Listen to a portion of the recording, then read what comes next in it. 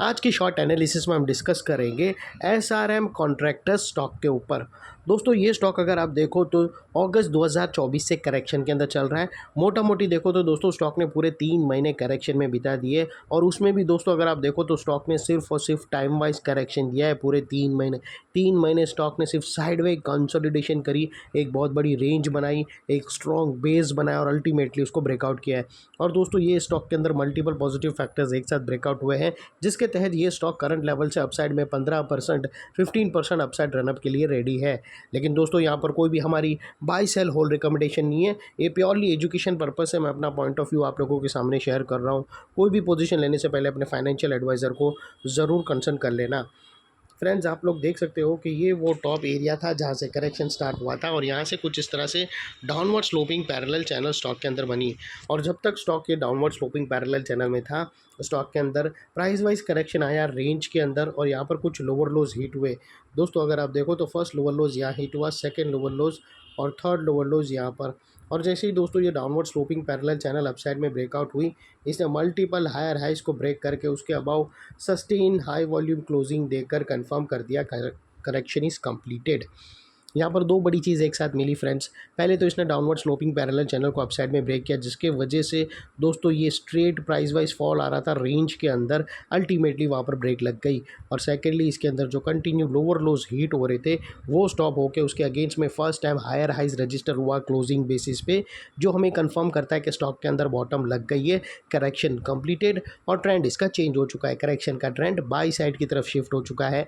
Unless and until यहाँ पर कोई पुराना लोअर लोज ना मिले या फिर नए लोअर लोज के नीचे क्लोजिंग ना मिले, तब तक हम यही मानकर चलेंगे कि यहाँ पर बॉटम लग गई है और करेक्शन कंप्लीटेड।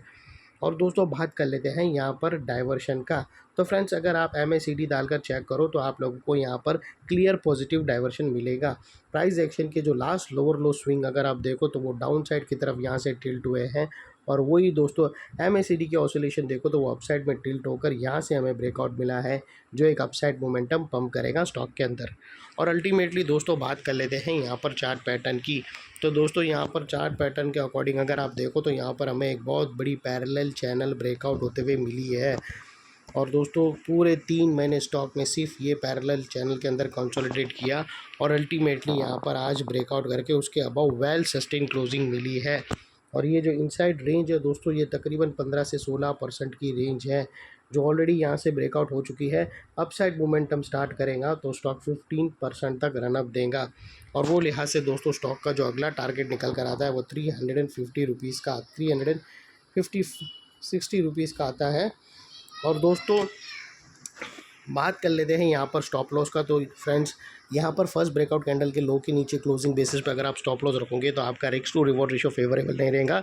यहाँ पर एक ही बेस्ट ऑप्शन रहेगा दोस्तों कि यहाँ पर तुम फ्रेंड्स ATR की हेल्प लो, या फिर दोस्तों ये जो है अगर आप देखो तो ये जो मिड लाइन है इसके ऊपर का दोस्तों, ये जो मिड लाइन है वो एक 50% है दोस्तों।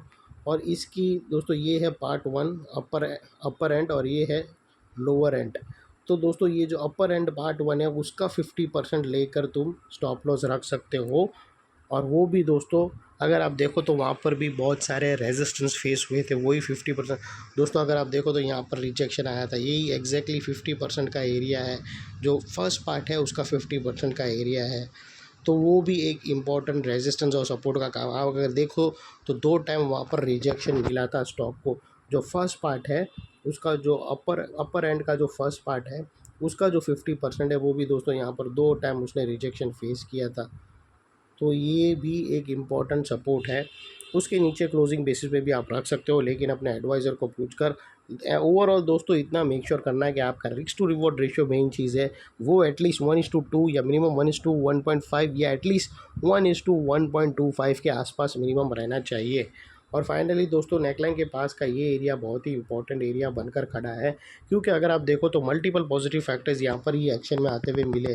दोस्तों यही एरिया पे हमें downward sloping parallel channel upside में ब्रेकआउट होते हुए मिली, यही एरिया पे दोस्तों लोअर लोज हायर हाइज में शिफ्ट होते हुए मिले। यहाँ पर ही दोस्तों हमें पॉजिटिव क्लियर डाइवर्शन MACD के थ्रू मिला और यहाँ पर ही दोस्तों एक बहुत बड़ी रेंज ब्रेकआउट मिली। तो वो लिहाज से दोस्तों ये एरिया जो अभी तक एक स्ट्रॉन्ग रेजिस्टेंस था वो अल्टीमेटली स्ट्रॉन्ग सपोर्ट बनकर खड़ा है। और इतने बड़े स्ट्रॉन्ग सपोर्ट के नीचे क्लोजिंग बेसिस पे आप लोगों का स्टॉप लॉस रहना चाहिए जो आसानी से ट्रिगर ना हो, और बाय एनी चांस अगर ट्रिगर हो जाता है तो दोस्तों नो इफ़ नो बट सीधा स्टॉप लॉस देकर ट्रेड को वाइंड अप कर देना। ये थी हमारी शॉर्ट एंड स्वीट एनालिसिस। अच्छी लगे तो प्लीज़ चैनल को लाइक शेयर सब्सक्राइब ज़रूर करना। Thank you. जय हिंद।